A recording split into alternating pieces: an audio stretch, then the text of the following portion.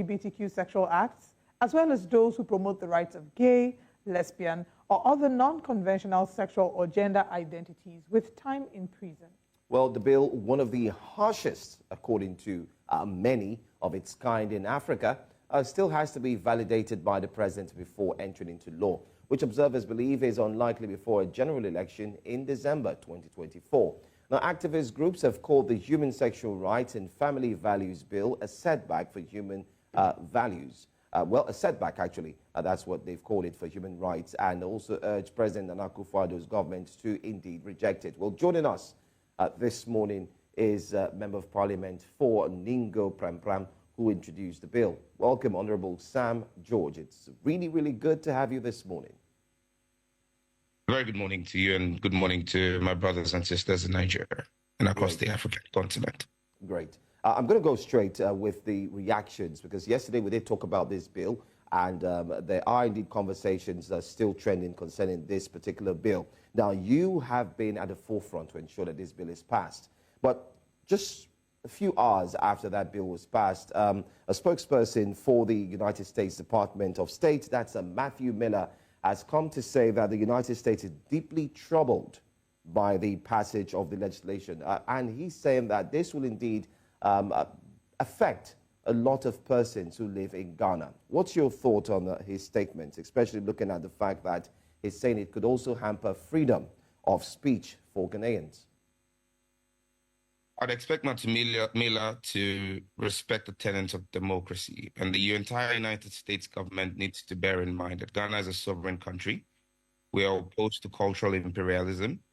Just 2 weeks ago, the U.S. Department of State, when called upon to intervene in Israel, the Israeli campaign in Gaza Strip, said that it was not the position of the U.S. Department of State to intervene in the local matters of sovereign states.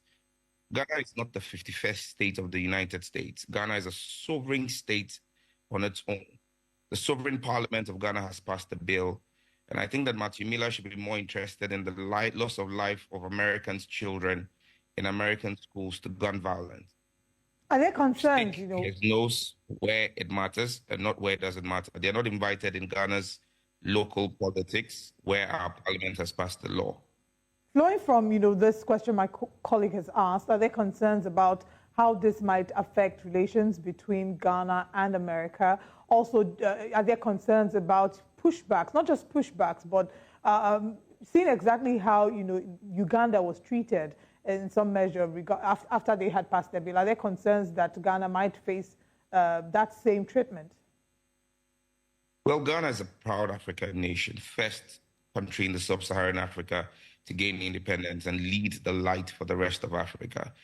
I expect the leaders of our country, the president of our country, to stand shoulder high and tell the American people, you either do business with us on our terms or you can walk.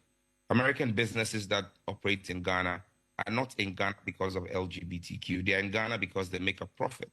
If you're an American business working in Ghana and you turn $100 million in profit every year, if you think that because we are protecting our cultural values and saying no to LGBTQ, you want to lose $100 million in profit, pack up and go. Another company will come into Ghana and do business.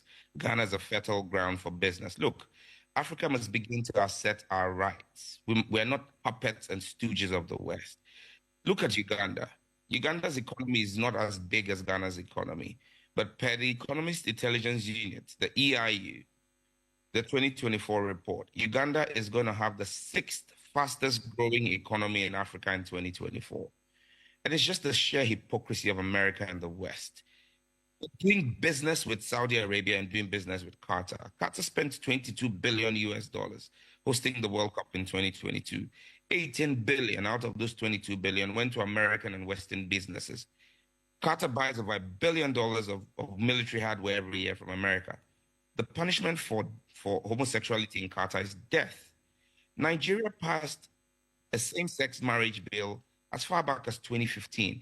In fact, your bill is more punitive than Ghana's bill. In Nigeria, the punishment in your law for same-sex marriage is 14 years imprisonment. The maximum in Ghana's law is just 3 years. Has Nigeria's economy collapsed?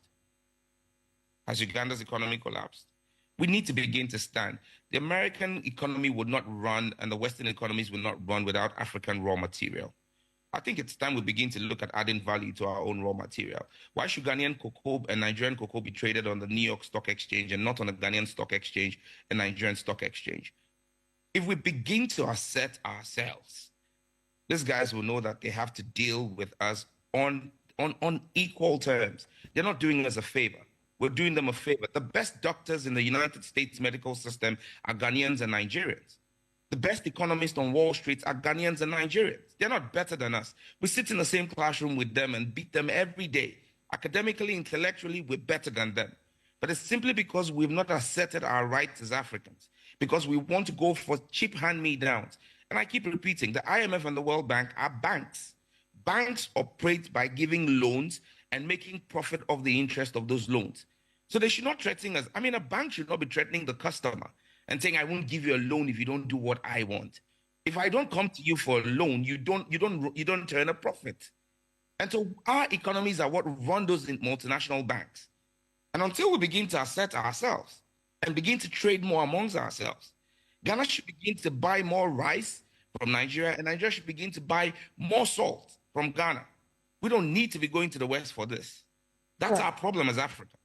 Okay, Honorable Sam George, talk to us about why it was important for you to champion this cause and for this bill to be passed. And I ask this because we hear a number of people who will say, and same thing was said here in Nigeria as well, that there are other challenges that our countries have faced. And why is it important that the rights of people who are, lesbian, gay, bisexual, transgender, and more, and why is it that these LGBTQ plus people are the priority as opposed to all the other issues bedeviling the nation? Well, Parliament is considering a lot of several other bills that we are doing, and we'll deal with everything. But let's bear in mind, the people who lose their identity have lost their nation. The European and American communities and society have failed because they've redefined family. They've lost the sense of what it means to be family. And that's what they want. It's that kind of mental aberration and mental disorder that they want to import into our countries. You cannot continue to deal with cultural imperialism and say that it is a secondary matter. Our identity as Ghanaians is a principal matter for us. And that's why we've pushed this bill. Because look, the Ghana AIDS Commission in 2021 spent $200 million buying antiretroviral drugs to take care of HIV/AIDS for people who choose to have sex, men who choose to have sex with men. And so the government had to spend $200 million. Now, do you know how many school buildings in my constituency $200 million would have built? Or how many hospital beds that would have created? And so when somebody says that it is not a pressing issue, it's because they don't understand the full effect of homosexuality on society. We're dealing with getting enough beds for our women to give birth when they are pregnant. And we should now begin to divert those resources to stitch up the backsides of men who have chosen to go and have sex with men when they begin to have anal tears and anal warts. I mean, why should we be spending resources on that? We should be channeling the resources into areas that we need. Go and check the American system and see how many people are committing suicide because of the effect of homosexuality. The CDC says that homosexuals are 400% more likely to be suicidal. Do you know the effect of suicide on the GDP of a country? Do you know the fact that the young man who walked into a school in the United States 3 months ago and shot up 22 kids was transgender? And this all came from a mental disorder because of him having undergone a gender change or gender reassignment when he was 8 years old? I mean, is this what we want to bring into our society? I grew up in Nigeria, and I knew, and growing up in Nigeria, I could walk to my neighbor's house and have a meal with them. My parents weren't scared when I attended Command Day Secondary School in Oshodi at Nafrik Barracks. They knew I was going to go to school and come back. They weren't afraid that their son was going to get killed by a child who has been affected mentally because he's transgendered. And kids in my constituency in Ghana today go to school, play on the way back home, and their parents are safe. Their parents are able to contribute to Ghana's economic development because they know their children are safe. We're not going to, just look, even on the African continent, which country has the highest crime rate? South Africa. Why? because they've embraced homosexuality. It's one of the growing factors in that country. Look at every country that has embraced this and look at what has happened to their crime rate. This has ripple effects on society as a whole. We're not going to import the sickness and troubles of another country. We've got enough on our hands in Ghana and in Africa. All right. Let's look at the role of media influencers, social media influencers. They've also been at the forefront, beating the drum for supporting the LGBTQ plus community. Does this law in any way touch on the freedom to canvass for the community, either on social media space, as we've seen, that's quite proliferating. It's everywhere. We see it in acting, we see it in glamoring and so on, even in mansions and so on. Does this law touch on any aspect of that for influencers in Ghana? Absolutely. We've gone after all technological and media platforms and said that you cannot use technological and media platforms to propagate stuff that is illegal in Ghana. So companies like DSTV, for example, will have to be careful about the kind of movies that they show in Ghana. And Ghana is not going to be the first country where they do that. We're not going to be the first country where we're going to say the kind of content you show on TV must be censored because this is not allowed. In every other country where they choose to protect their cultural values, there are things you cannot show.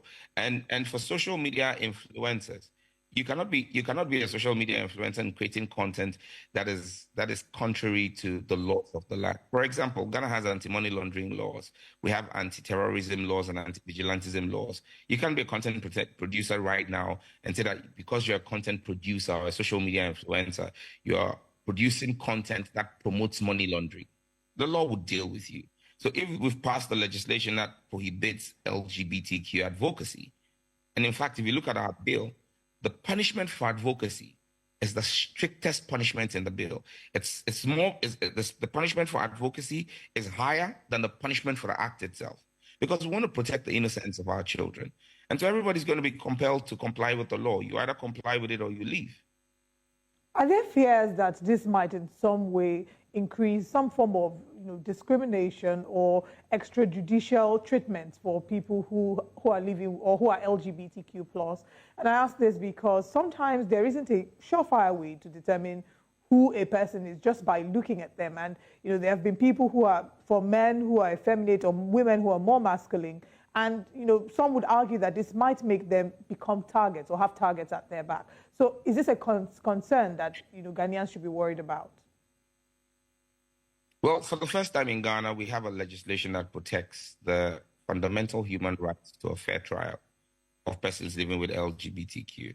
I'm not going to run and play the ostrich and say I haven't seen instances where persons have been assaulted in an extrajudicial manner because of accusations or allegations of them being members of the LGBTQ community. But when you read this legislation, we actually impose, I think in section 18 or 19, we actually impose a punishment of up to 3 years on anybody who carries out extrajudicial treatment. So if you suspect somebody is guilty of falling foul of the law, the person must have their day in court, in a competent court of jurisdiction with a lawyer of their own choosing. You cannot on your own decide that you're going to beat the person or lynch the person. If you do that, you'll go to jail. And that's what this law does. So this law is a very balanced law that seeks to protect the fundamental human rights of persons, all manner of persons, because strict proof must happen in a court of law. And let me state this fact for emphasis. We are governed by the 1992 Constitution of Ghana. That is what gives us law in Ghana, our 1992 Constitution. The 1992 Constitution gives everybody rights, but your rights are not absolute, including even the right to life. That's why the government of Ghana, through the courts, can curtail your life by sentencing you to death if your actions are inimical to public health, public safety, and public morality. These are the 3 grounds in our Constitution on which your fundamental rights can be curtailed, including your right to life. So if we're talking about public health, public morality, and public security, I've told you what the effect of LGBTQ is on public health and public health delivery, as well as public morality. And so the framers of our constitution were very concerned about the morality of our country and the moral fiber of our country. If you read Article 39 of our constitution, it actually imposes a duty on the state to ensure that the proper moral fiber or proper social, cultural norms are integrated into the moral fiber of the state. And so people have a fundamental right to a fair trial in a court. So if you're a member of if you choose to be a member of the LGBTQ community and carry out an illegal activity, one thing I can guarantee you is that you're entitled to a fair trial in a court of law. Your right to practice homosexuality is not a fundamental right. It's not a human right. There is no right in Ghana's constitution, and I'm yet to see any right in any international legislation that confers a right on people because of their sexual preference or gender identity. There is no international law as we speak today, including the UN Declaration on Human Rights, that gives a right on the basis of their sexual preference. But let me be clear on one last thing. As framers of this bill, we're not interested in what anybody does in the confines of their bedroom. I got woken up this morning by a call from your producer. I was in my bedroom, respectfully lying by my wife. Nobody's asked me what I did with my wife, and it's nobody's business what happens between me and my wife in my bedroom. But when you decide as an individual to bring what is supposed to remain in the privacy of your bedroom into public space and begin to advocate for your personal proclivity, then public policy will apply to you. And so nobody's going into anybody's bedroom. But when you decide to bring what ought to stay in your bedroom into the public space, then we'll have a public conversation about it. All right. I'm sure I wish we had more time so we can talk more on this. Of course, the impact on children. We're also aware that you talked about how it affects children and so on. But hopefully, we'll get to bring you back. And we'll find out once the president puts his pen to paper.